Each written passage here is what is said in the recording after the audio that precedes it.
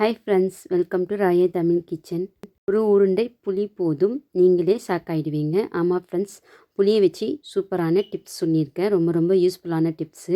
இது மட்டும் இல்லை ஃப்ரெண்ட்ஸ், நம்ம கிச்சனுக்கு தேவையான சின்ன சின்ன கிச்சன் டிப்ஸ் அண்ட் ட்ரிக்ஸ் எல்லாம் கூட இதில் ஷேர் பண்ணியிருக்கேன்.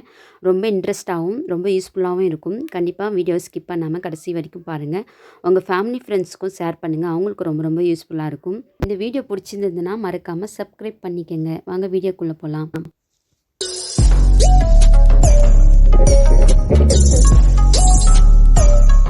ஃபஸ்ட்டு டிப்ஸ் பார்த்திங்கன்னா, எல்லாருக்குமே பிடிச்ச சாம்பாரோடைய டிப்ஸு தான் சொல்ல போகிறேன்.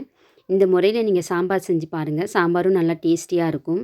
துவரம்பருப்பு வேக வைக்க போகிறோன்னா, அதில் வந்து எப்போவுமே ஒரு கைப்பிடி பூண்டு, கொஞ்சமாக வெங்காயம், கொஞ்சமாக தக்காளி, ஒரு 2 பச்சை மிளகாவும், கொஞ்சமாக ஜீரகமும் சேர்த்து நீங்கள் துவரம்பருப்பை வேக விட்டிங்கன்னா, அந்த துவரம்பருப்போட சாம்பார் வந்து நல்லா டேஸ்டியாக இருக்கும். இதில் நான் கொஞ்சமாக மஞ்சத்தூள், பெருங்காயம் சேர்த்துருக்கேன். இதில் முக்கியமாக வந்து நம்ம எண்ணெய் சேர்க்க போகிறோம். எண்ணெய் எதுக்குன்னு பார்த்தீங்கன்னா, குக்கருக்கு மேலே வந்து பொங்கி வராமல் இருக்கிறதுக்கு எண்ணெயும் வந்து ஹெல்ப்ஃபுல்லாக இருக்கும். அதனால் எப்போவுமே எண்ணெய் சேர்த்துக்கோங்க. குக்கருக்கு மேலே தண்ணி வராமல் இருக்கிறதுக்கு இன்னொரு டிப்ஸ் இருக்குது.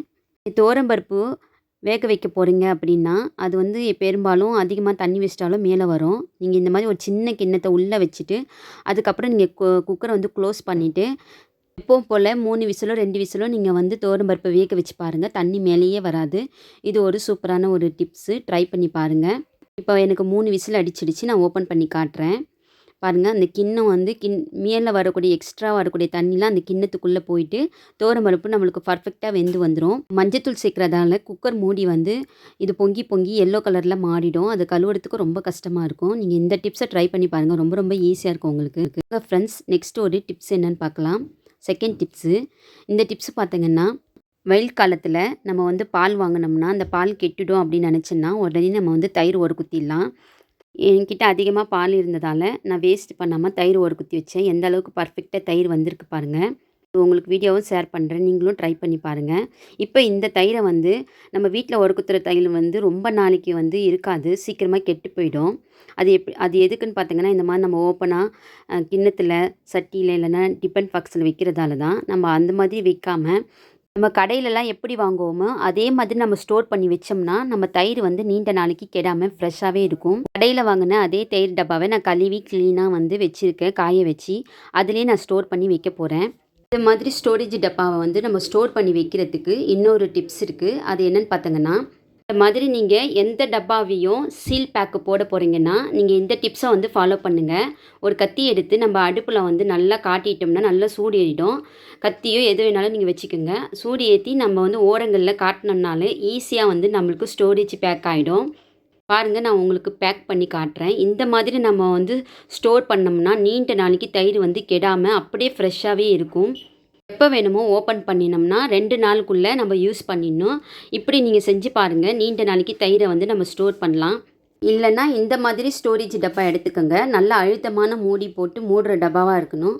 ஓப்பன் பண்ணிவிட்டு திருப்பி ஓப்பன்லேயே வைக்கிற மாதிரி டப்பாவே இருக்கக்கூடாது. இந்த மாதிரி நீங்கள் ஸ்டோர் பண்ணாலும் நீண்ட நாளைக்கு வரும். இந்த மாதிரி தயிர் செஞ்சு ஸ்டோர் பண்ணி வச்சுக்கிட்டாலே நம்ம வந்து குக்கிங்க்கு யூஸ் பண்ணிக்கலாம். அதுவும் இல்லாமல் வெயில் காலங்களில் நம்ம மோர் அடித்து குடிக்கலாம். உடம்புக்கும் ரொம்ப ரொம்ப ஹெல்த்து. அதனால் வீட்லேயே இயற்கையான முறையில் தயிர் செஞ்சு நீங்கள் ஸ்டோர் பண்ணி பாருங்கள். நெக்ஸ்ட்டு ஒரு டிப்ஸ் பார்க்கலாம் வாங்க. இந்த டிப்ஸ் பார்த்திங்கன்னா, நீண்ட நாளைக்கு நம்ம வந்து கோதுமை மாவை கெடாமல் வைக்கிறதுக்கு தான் சொல்ல போகிறேன். நம்ம வந்து கோதுமை மாவு மாதக்கணக்கில் வந்து ஸ்டோர் பண்ண போகிறோம்னா அதில் வந்து வண்டு வர்றது மட்டும் இல்லாமல் புழுவும் வந்துடும். ஒரு மாதிரி புழு பிடிச்ச மாதிரி மாவும் மாறி போயிடும். மாதிரி இல்லாமல் இருக்கிறதுக்கு நான் சொல்கிற இந்த டிப்ஸை வந்து யூஸ் பண்ணி பாருங்கள். ரொம்ப ரொம்ப யூஸ்ஃபுல்லாக இருக்கும். நான் கோதுமை மாவு வாங்கி இதை மாதிரி ஸ்டோர் பண்ணி பார்த்தேன். புழுவும் பூச்சும் வராமல் கெடாமல் அப்படியே நல்லா இருக்குது. நீங்களும் வந்து ட்ரை பண்ணுங்கள் கண்டிப்பாக இந்த மெத்தடை.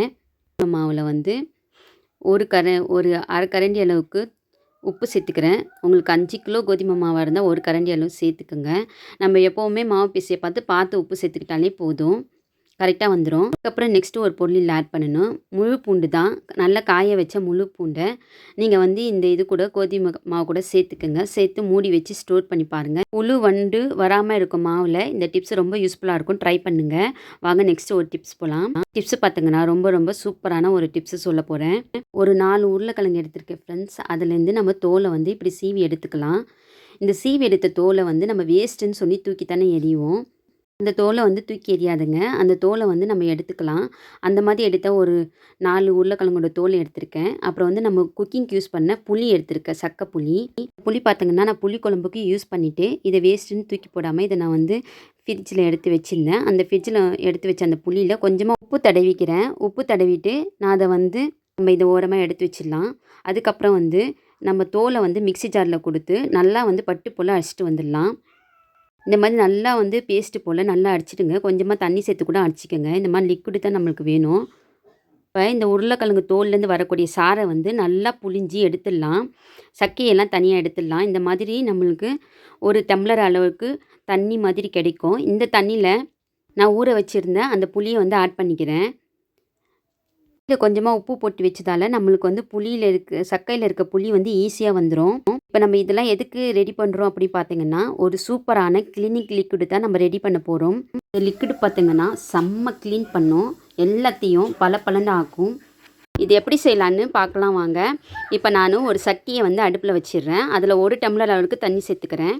உருளைக்கிழங்கு சாறையும் இந்த சக்கை புளியையும் சேர்த்துடலாம். யூஸ் பண்ண புளியையும் சேர்த்துட்டு நல்லா வந்து மிக்ஸ் பண்ணலாம். இது ஒரு கொதி வரட்டும். ஒரு கொதி வந்த பிற்பாடு என்ன ஆட் பண்ணலான்னு சொல்கிறேன். இது வந்து லைட்டாக வந்து சூடு ஏற பார்த்து நல்லா கெட்டியாக மாறிடும். உருளைக்கிழங்குக்கு வந்து கெட்டியாகக்கூடிய தன்மை அதிகமாக இருக்குது. இப்போ பாருங்கள், லைட்டாக சூடு ஏறிடுச்சு. நல்லா கெட்டியாக மாறிக்கிட்டே அப்படியே வருது. கொஞ்சம் கொதி வந்த உடனேயுமே நம்ம வந்து அடுப்பை வந்து ஆஃப் பண்ணிடலாம். ஆஃப் பண்ணிவிட்டு அதில் வந்து நான் 1 ஸ்பூன் அளவுக்கு சோடா உப்பு ஆட் பண்ணுறேன். சோடா உப்பு ஆட் பண்ணோடனே இது மாதிரி பொங்கி நல்லா வரும். அது கூடவே நான் லெமன் சாறும் சேர்த்துக்கிறேன். இப்படி லெமனையும் சோடா உப்பும் இது கூட சேர்த்தோம்னா நல்லா பளிச்சுன்னு ஆகும் நம்மளுக்கு. நீங்கள் அடுப்பு துடைக்கிறதுக்கும் யூஸ் பண்ணிக்கலாம். ஜாமான் கழுவுறதுக்கு, அப்புறம் செவுரு எல்லாத்தையும் டைல்ஸ் எல்லாத்தையும் கழுவுறதுக்கு இது யூஸ் பண்ணிக்கலாம். அந்த அளவுக்கு சூப்பராக இருக்கும் இந்த லிக்விடு. கண்டிப்பாக ட்ரை பண்ணி பாருங்கள்.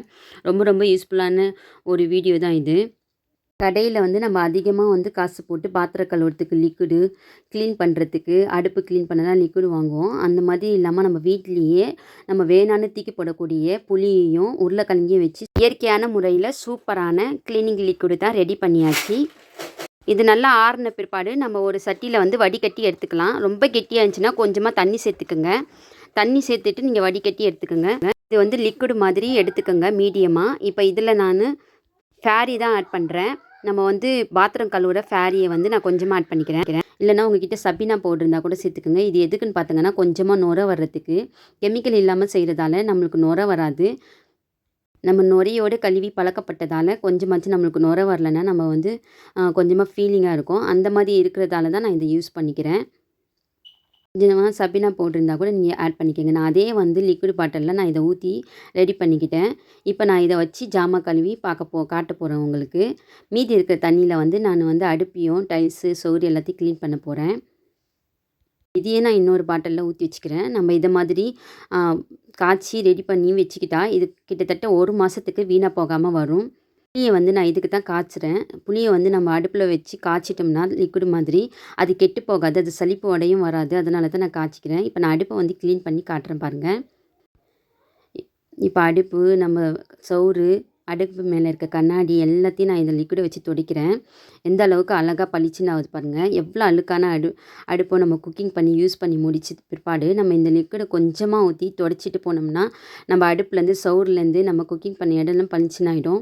நான் துடைச்சி முடிச்சிட்டேன். வெறும் பஞ்சால் தான் தேய்ச்சேன். எந்த அளவுக்கு அழகாக மாறிடுச்சு பாருங்கள். இப்போ நான் வந்து ஒரு டிஷ்யூ பேப்பர்லையும் நல்லா வந்து துடைச்சிக்கிறேன். டிஷ்யூ பேப்பரை வச்சு நல்லா இந்த மாதிரி க்ளீனாக நம்ம துடைச்சிக்கிட்டு இப்போ காட்டுறேன் பாருங்கள் உங்களுக்கு எந்த அளவுக்கு ஈஸியாக க்ளீன் ஆகுது பாருங்கள். கொஞ்சம் நம்ம இந்த லிக்விடை ஊற்றி துடைச்சாலே பளிச்சுன்னு ஆகுது. உருளைக்கிழங்கும் புளியும் பார்த்திங்கன்னா நம்மளுக்கு ஒயிட் ஆக்கிறதுக்கு ரொம்ப உதவியாக இருக்குது. பொருள்லையும் க்ளீன் ஆக்கக்கூடிய தன்மை அதிகமாக இருக்குது. அதனால் இது ரெண்டத்தையும் வச்சு நம்ம லிக்விடு செஞ்சதால் அது வந்து எல்லாத்தையும் பளிச்சுன்னு ஆக்கும். நம்மளுக்கு கெமிக்கல் இல்லாமல் வேணான்னு சொல்லி தூக்கி போடக்கூடிய தோலியை வச்சு புளியை வச்சு சூப்பராக வந்து லிக்விடு தயார் பண்ணியிருக்கோம். அதை வச்சு க்ளீன் பண்ணியும் காட்டினேன். எந்த அளவுக்கு க்ளீன் ஆகுதுன்னு பாருங்கள். நீங்களும் ட்ரை பண்ணி பாருங்கள். அந்த சவுத்தை கூட துடைச்சி சூப்பராக பளிச்சுன்னு ஆகிடுச்சு. இப்போ நெக்ஸ்ட்டு வந்து நான் உங்களுக்கு பாத்திரத்தை வந்து கழுவி காட்டுறேன். எவ்வளோ பாத்திரம் இருந்தாலும் நீங்கள் கொஞ்சம் போட்டு தேய்ச்சாலே போதும். பளபளன்னு ஆகிடும் உங்கள் பாத்திரம். நம்ம வந்து சாதாரணமாக நம்ம வந்து லஞ்சுக்கு யூஸ் பண்ண பாத்திரம் தான். நீங்கள் மீன் கவுச்சி கறியோட கவுச்சி கூட அதோட வாசனையும் போயிடும். ஏன்னா நம்ம இதில் வந்து லெமன் சேர்த்துருக்கோம். அப்படி லெமன் சேர்க்குறதால என்ன ஆகிடும்னா அது உங்களுக்கு நல்ல மணமும் கொடுக்கும். அதுக்கு தான் நான் லெமன் ஜூஸ் ஆட் பண்ணியிருக்கேன். பாருங்கள் எந்த அளவுக்கு பளிச்சுன்னு ஆகுது பாருங்கள். உங்கள் முன்னாடி தான் தேய்க்கிறேன். இந்த மாதிரி லிக்விட் வந்து நீங்கள் செஞ்சு வச்சுக்கோங்க. 1 மாதம் வரைக்கும் உங்களுக்கு வீணாக போகாது. நம்மளுக்கு இதனால் காசும் மிச்சம், பணமும் மிச்சம். கண்டிப்பாக ட்ரை பண்ணி பாருங்கள் இந்த டிப்ஸை. உங்களுக்கு ரொம்ப ரொம்ப யூஸ்ஃபுல்லாக இருக்கும். இன்றைக்கி சொன்ன க்ளீனிங் டிப்ஸ் வீடியோ உங்களுக்கு பிடிச்சிருக்குன்னு நினைக்கிறேன். அப்படி பிடிச்சிருந்ததுன்னா மறக்காமல் லைக் பண்ணுங்கள், சப்போர்ட் பண்ணுங்கள். மறக்காமல் சப்ஸ்கிரைப் பண்ணுங்கள் ஃப்ரெண்ட்ஸ். அப்போ தான் நான் அடுத்தடுத்து போடுற வீடியோ உங்களுக்கு நோட்டிஃபிகேஷனாக கிடைக்கும். பாய்.